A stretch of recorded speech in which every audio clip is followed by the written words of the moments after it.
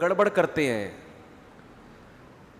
انگریز کسی عورت کے گھر تک اس لیے نہیں جاتا کہ اسے گھر تک جانے کی ضرورت نہیں ہے, ضرورت نہیں ہے اسے گھر تک جانے کی. ہمارے ہاں چند معاشرے میں ٹھرکی ہیں جو گھر تک پہنچتے ہیں, مانتا ہوں میں, میجورٹی ایسی نہیں ہے.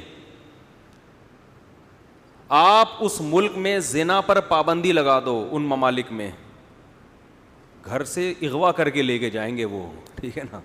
جب ان کو حرام کاری کے اتنے ذرائع ان کے پاس میسر ہیں تو انہیں کسی کے گھر تک جانے کی ضرورت کیا ہے؟ تو میں نے ان سے سوال یہ کیا, مجھے یہ بتاؤ کہ گوروں میں, غیر مسلموں میں جو یورپ امریکہ میں رہتے ہیں, کوئی 1% کیا ایک شخص بھی ایسا ہے جو زنا سے بچتا ہو؟ ایک شخص بھی ایسا ہے جو بدکاری اور زنا سے, بولو, بچتا ہو؟ اور ہمارے ملکوں میں 99.9% لوگ ہیں جو زنا سے بچتے ہیں, ساری زندگی ایک عورت پر اکتفا کرتے ہیں. یہ کتنا بڑا اس معاشرے کا ایک خوبصورت امیج ہے جو دنیا کے سامنے آنا چاہیے. ہاں, آپ نے اس زنا کو لیگل قرار دے دیا ہے, اس لیے آپ برے ہو کر بھی کیا بن گئے؟ بولو, اچھے بن گئے. جب آپ نے ایک آدمی کو زنا کی اجازت دے دی تو وہ بدنظری کر کے ٹینشن کیوں وہ تو چھچور بنا ہوگا بدنظری اس کے لیے. وہ لوگ کہتے ہیں مارکیٹوں میں کوئی کسی عورت کی طرف دیکھتا ہی نہیں ہے, ہمارے ہاں کوئی عورت کی آنکھیں بھی کھلی ہوں گی تو گھر تک, بولو, پہنچے گا. اسلام جس معاشرے میں عورت کو سر کے بال سے لے کے پاؤں کے ناخن تک چھپنے کا حکم دیتا ہے, اس معاشرے میں اسلام نکاح کے بغیر عورت تک پہنچنے کی آپ کو اجازت نہیں دیتا. اس معاشرے میں خطرات ہوں گے کیونکہ آپ باؤنڈ ہیں. تو آپ جب باؤنڈ ہیں کہ آپ نے حلال راستہ ہی اختیار کرنا ہے, تو حلال راستہ جب آپ نے اختیار کرنا ہے تو اس میں ظاہر ہے حلال محدود ہوتا ہے, حرام کیا ہوتا ہے؟ لا محدود. تو اس میں آپ کو کنٹرول کرنا مشکل ہوگا. تو اسلام جب تک عورت کو پردہ نہیں کرائے گا معاشرے میں تباہی پھیلے گی. ہاں, اگر آپ زنا کو لیگل کر دیتے ہیں, جس نے جس سے منہ کالا کرنا ہے آپس کی انڈرسٹینڈنگ سے کرے, پھر پردے کے تکلف کی ہم بھی مانتے ہیں کہ ضرورت نہیں ہے. تو بات اس پہ ہونی چاہیے کہ یہ جو آپ نے زنا کو لیگل کر دیا ہے, یہ اچھا کام کیا کہ برا کام کیا؟ زنا کو تو لیگل کر دیا نا. اس زنا کے لیگل کرنے کا نقصان کیا ہوا ہے؟ خاندانی نظام کی ایسی کی تیسی ہو گئی. ان ایتھیس لوگوں سے آپ پوچھو کہ آپ لوگ اپنی ماں کی خوبیاں تو بیان کرتے ہو, باپ کی خوبیاں کیوں بیان نہیں کرتے آپ کبھی؟ باپ کا تو پتہ ہی نہیں ہوتا ان کو ہے کہاں, وہ پتہ ہی نہیں ہوتا. یہ سنگل مدر کے قائل ہیں, یہ باپ کے قائل نہیں ہیں. یہ تباہی ہے اس معاشرے میں. تو دیکھو ہمارے لوگ جو ہے نا, جو مسلم کنٹریز میں رہتے ہیں, یہاں کچھ برائیاں ہیں, لیکن جب آپ اس برائی کی گہرائی میں جاؤ گے تو آپ کو پتا چلے گا ان کی اچھائی کی جڑ میں برائی ہے, اور ہماری برائی کی جڑ کیا ہے؟ اچھائی پر مبنی ہے.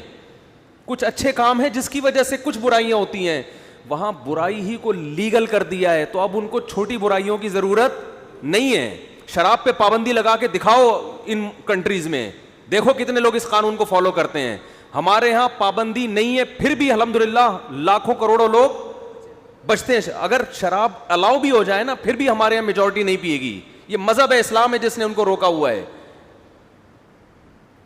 اور اب تو ہمارے کنٹریز میں بھی زنا پھیل گیا ہے, یعنی جو کرنا چاہے کر سکتا ہے. اس کے باوجود 99% سے زیادہ لوگ زنا سے بچ رہے. کون سی طاقت ان کو روک رہی ہے؟ عورت سے بچنا مرد کے لیے دنیا کا سب سے مشکل کام ہے.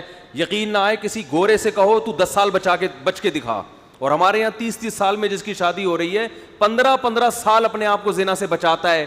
خدا کی قسم یہ حوصلہ کسی انگریز میں نہیں ہے, اتنا اپنے نفس پہ کنٹرول, اتنی پاور کہ اپنے آپ کو برائی سے روکے, یہ کسی گورے میں. اس لیے انہوں نے اس برائی کو کیا کر دیا؟ لیگل, کہ یہ برائی نہیں ہے. تو اس پہ بحث کرو. اس لیے بحث ان سے اس پر ہونی چاہیے کہ زنا برائی ہے یا نہیں ہے.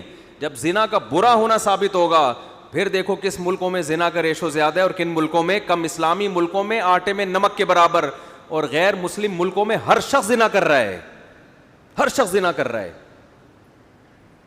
اور یہ جو آپ نے اس کو, ایک لبرل نے اس پہ یہ بھی تبصرہ کیا ہوا تھا کہ ان ملکوں میں زنا کرنا, زنا سے مراد آپس کی انڈرسٹینڈنگ سے مرد اور عورت کا ملاپ, یہ برائی ہے ہی نہیں, تو لہذا وہ برے نہیں ہیں. ارے یعنی جو برائی ہو رہی ہے آپ نے اس کی ڈیفینیشن چینج کر کے کہہ دیا کہ دیکھو ایک آدمی چرس پیتا ہے, ہم تو چرسیوں کو برا سمجھتے ہیں نا, ابے چرسی یہ کیا ہمیں سمجھائے گا, لوگ کہتے ہیں نا وہ چرسی کیا ہے, میں چرس کو برا ہی نہیں مانتا. اب آپ اس سے بحث کرو گے, ابے کیا ہو گیا, اب آپ بولو گے کہے گا یہ تو اینٹی ڈپریشن ہے, جب ٹینشن ہوتی ہے پیو مزہ آتا ہے, مزہ جب آ رہا ہے تو اپنے خرچے پہ آ رہا ہے تو کسی کو تکلیف کیوں ہو رہی ہے. وہی چیز جو معاشرے کی سب سے بڑی گالی تھی وہ اچھا لیبل لگا کے کیا بن گئی, خوبی بن گئی کہ یہ تو اینٹی ڈپریشن چیزیں لیتا ہے اور یہ اینٹی ڈپریشن چیزیں نہیں لیتا. تو جو ڈپریشن سے بچنے کا انتظام کرتا ہے وہ اچھا ہوتا ہے, جو انتظام نہ کرے وہ اچھا ہوتا ہے. بھائی ظاہر چرسی اچھا ہو گیا, پھر اس دلیل سے کیا ہو گیا, نہیں آ رہی میرا خیال ہے بات. تو اس ایتھیس تک میرا کوئی یہ پیغام پہنچا دے کہ اسلام کے اگر آپ کسی آدھے حکم کو سمجھنے کی کوشش کرو گے تو وہ واقعی کھوپڑی میں نہیں آ گئے. اسلام میں یہ جو پردے کا حکم ہے نا, یہ یورپ اور امریکہ کی عورتوں کے لیے نہیں ہے. جس معاشرے میں زنا لیگل ہے اس میں تو چڈی پہن کے گھومو, بنیان پہن کے گھومو, کیا کرنا ہے اگلے نے, وہ نائٹ کلب جا کے منہ کالا کرے گا اپنا, اسے کسی کی چڈی بنیان سے کیا لینا دینا بھائی, وہ تو کہے گا چڈی پہننے کا بھی خام خامے تکلف کیا. اور ان ملکوں میں بات ذرا حیا کے خلاف ہے. ڈاکٹروں سے ہم نے سنا ہے 80-90% لوگ اپنی خواہشات کو بیدار کرنے کے لیے ٹیبلٹ کھاتے ہیں, دوائیں کھاتے ہیں. کیوں؟ اس لیے کہ یوز ٹو ہو چکے ہوتے ہیں, وہ بچپن سے یہ چیزیں دیکھ دیکھ کے اتنا بےہودگی ہے, اتنی بےہودگی ہے کہ ان کی عورتوں کو پردہ کرانا یہ تو ایک خام خواہ کا کیا لگے گا, تکلف ہے. تو اسلام جب کوئی حکم دیتا ہے نا تو اس کے ساتھ اور بھی کچھ احکام ہوتے ہیں. جب آپ اس حکم کو اس حکم کے ساتھ جوڑو گے تو پھر اسلام کا حکم سمجھ میں آئے گا. آپ ایک حکم گورے کا لے رہے ہو, پردے والا حکم کہاں سے لے رہے ہو, اسلام کا, پھر کھوپڑی آپ کی کام نہیں کرے گی کہ یار انگریز عورت کو آپ شٹل کاک پہنا دو, وہ کہے گی یہ کیا ضرورت ہے بھائی, مجھے کون سا خطرہ ہے یہاں پہ. اسلام نے مرد پر اتنی پابندیاں لگائی ہیں وہ عورت تک آسانی سے نہیں پہنچ سکتا. مہر دینا ہے, اس کو گھر دینا ہے, اس کا گیس بجلی کا بل اٹھانا ہے, اس کی ساری زندگی کا نان نفقہ ہے. تو اس لیے مسلمان کے لیے عورت کا حصول مشکل ہے. جو چیز مشکل ہوتی ہے تو پھر حرام کی طرف قدم جانے کے امکانات بڑھ جاتے ہیں. تو پھر اسلام نے حرام کے راستے بھی بند کیے اور حلال کے راستوں میں مرد کو زیادہ کی اجازت دے دی اس نے کہ اگر تمہارے پاس وسائل ہیں تو زیادہ عورتوں کی کفالت کرو تم. تو یہ جتنے اسلام پہ اعتراض کرتے ہیں نا, یہ آج کل بہت ہے کہ پردہ پردہ. بھائی جن اکثر جب بھی پردے کی بات کرو نا تو یہ فوراً دلیل دیتے ہیں کہ بھائی جن ملکوں میں پردہ نہیں ہے وہاں تو عورتیں بڑی بہت آزاد ہیں, کوئی نہیں چھیڑتا ان کو, اور واقعی نہیں چھیڑتا, گھوم رہی ہیں, پھر رہی ہیں, آزاد پھر رہی ہیں. ایک صاحب نے مجھے کہا کہ ہمارے ملک میں عورت محفوظ نہیں ہے, ان ملکوں میں عورتیں محفوظ ہیں. یہ بھی بہت سے لوگ دلیل دیتے ہیں. یہاں اسلام کو فالو کیا جاتا ہے مگر عورت کی عزت محفوظ نہیں ہے. لوگ ایک دلیل یہ بھی دیتے ہیں وہاں بھی عزت محفوظ ہے. ایک صاحب نے کہا وہاں کسی عورت کو چھیڑ بھی لو نا اس کی مرضی کے بغیر, کسی خاتون کو ہاتھ بھی لگا دیا ایسی کی تیسی, یہاں آپ چھیڑو کوئی پوچھنے والا بولو نہیں ہے. تو میں نے ان سے کہا, میں نے کہا دیکھو وہاں جو چھیڑنے پر ایسی کی تیسی ہوتی ہے نا وہ اس قوم کے اندر کوئی ایسی خوبی نہیں ہے, وہ قانون کی بالادستی ہے. جگہ جگہ کیمرے لگے ہوئے ہیں, قانون اتنا سخت ہے کہ عورت کی پرمیشن کے بغیر آپ نے چھیڑا تو پولیس اٹھا کے بولو لے جائے گی. دیکھو کسی بھی ماحول کو سمجھنے کے لیے نا اس ماحول کے تمام لوازمات کے ساتھ سمجھا جاتا ہے. تو یوں کہو کہ جتنی آزادی ہمارے ہاں ہے یہاں چھیڑنے پر گورنمنٹ کی طرف سے کوئی پابندی, 6 مہینے تو کیس چلتا رہے گا, پتہ ہی نہیں چلے گا اس نے چھیڑا تھا کہ اس نے خود چھڑوایا اپنے آپ کو. پھر پولیس کو رشوت دینی پڑے گی, جو چھڑی ہے اس کو بھی رشوت دینی پڑے گی کہ اس نے مجھے چھیڑا تھا. پولیس کہے گی اس کی کیا دلیل ہے, کہے گی گواہ نہیں ہے, پولیس کو 500 روپے دے دو تو ہم ثابت کر دیں گے تم چھڑی ہو. یعنی شروع سے ہی رشوت شروع ہو جائے گی نا. پھر جج کے پاس جاؤ گے, اتنا یعنی ایک ٹینشن ہے کہ یعنی یہ تو مرغی چھڑانے کے لیے بھینس کی قربانی دینی پڑتی ہے. اگر کسی نے آپ کی مرغی چوری کر لی, آپ کیس کر کے اپنی بھینسیں بک جائیں گی آپ کی, پھر جا کے کیس آپ کے حق میں ہوگا کہ اس کی مرغی کیا ہوئی ہے. آدمی کہتا ہے وہ چور لے جائے ٹھیک ہے, جج کو میں بھینسیں کیوں کھلاؤں. تو آپ اسلام سے اگر کمپیئر کرو گے نا اس کلچر کو تو آپ اس طرح سے نہیں مثال ہوتی کہ ان ملکوں میں کوئی کسی کو دیکھ بھی نہیں سکتا, دیکھ لو گے تو عورت اتنی محفوظ ہے. او بھائی تھوڑے دن کے لیے جو قانون کی بالادستی ہے, سختی ہے, وہ یہاں لے آؤ, اور یہاں جو آزادی ہے وہ بولو وہاں لے جاؤ. پھر دیکھو چھڑنے کا ریشو کہاں زیادہ ہوگا. نہیں آ رہی بات سمجھ. پھر دیکھو چھیڑنے کا ریشو پھر وہاں یہاں زیادہ نہیں ہوگا. یہاں تو قانون ہے ہی نہیں, جتنے چھیڑ رہے ہیں یہ ٹھرکی لوگ چھیڑ رہے ہیں. قانون تو کچھ بھی نہیں, کسی کو قانون کی پہنچ سے ہی لوگ دور ہوتے ہیں. اور جو نہیں چھیڑ رہے وہ میجورٹی ہے, وہ اگلی کو اپنی ماں بہن سمجھتے ہیں, اپنی بیٹیوں کا خیال کرتے ہیں, اپنی بہنوں کا خیال کرتے ہیں, اپنی ماؤں کا, اپنی بیویوں کا خیال کرتے ہیں. جو آزادی ہمارے ملکوں میں ہے نا, جو بے لگام قانون, وہ قانون تھوڑے دن کے لیے اگر آپ ان گوروں کو دے دو تو پھر دیکھو کہ چھیڑتا کون زیادہ ہے. پھر دیکھتے ہیں عورت کتنی محفوظ ہے وہاں پہ. بہت مشکل ہے بات سمجھانا. تو ہمارے ہاں اگر کوئی خوبی ہے اسلام کی وجہ سے, ہمارے قوانین کی وجہ سے نہیں ہے. ان کے ہاں اگر کوئی خوبی ہے ان کے کلچر یا ان کے مذہب یا ان کے اندر کی کوئی فرشتے جیسی صفات کی وجہ سے نہیں ہے, قانون کی بالادستی کی وجہ سے ہے. میں آسٹریلیا میں تھا, میں نے وہاں ایک بیان کیا جو بار بار میں لوگوں سے کہتا ہوں. میں نے آسٹریلیا میں بڑا امن سکون دیکھا. میں نے کہا تھوڑے دن کے لیے ان کے حکمران یا ان کا لا, ان کا سسٹم ہمیں دے دو. سسٹم سے مراد اسلامی نظام نہیں یا آسٹریلیا کا نظام نہیں, قانون نہیں, یعنی جو قانون کی گرفت ہے وہ ہمیں دے دو. ہم ان سے اچھے نہ بنے, ہمارا نام بدل دینا, اور ہمارے والے ایک ہفتے کے لیے ادھار لے لو.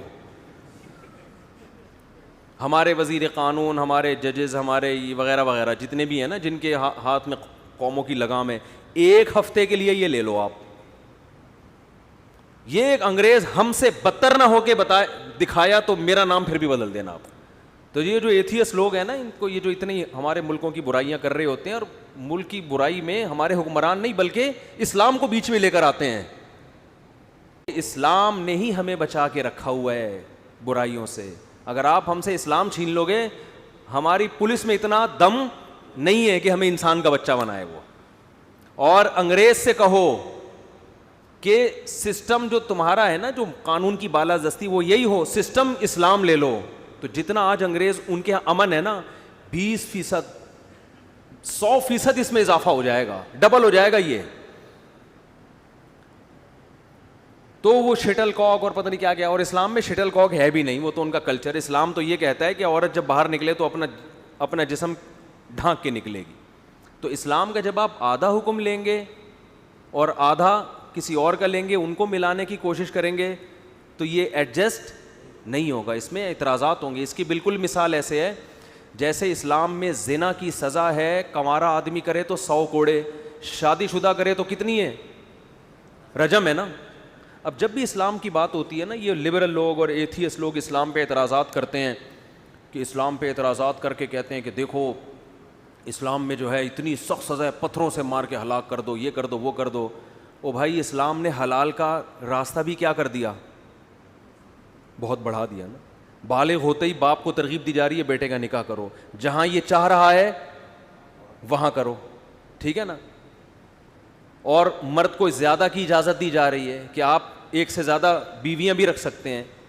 پھر اس معاشرے میں جہاں ایک سے زیادہ عورتیں لوگوں کے پاس ہوں گی, عورت زنا کے بجائے ترجیح ہمیشہ دیتی ہے اپنا گھر بسانے کو, وہ چاہتی ہے مجھ سے کوئی شادی کرے. تو جب اس سے لوگ نکاح کریں گے کثرت سے, وہ زنا کی طرف, زنا کا حصول مرد کے لیے بہت حلال میں وسعتیں ہو جائیں گی, اور زنا بہت مشکل ہو جائے گا.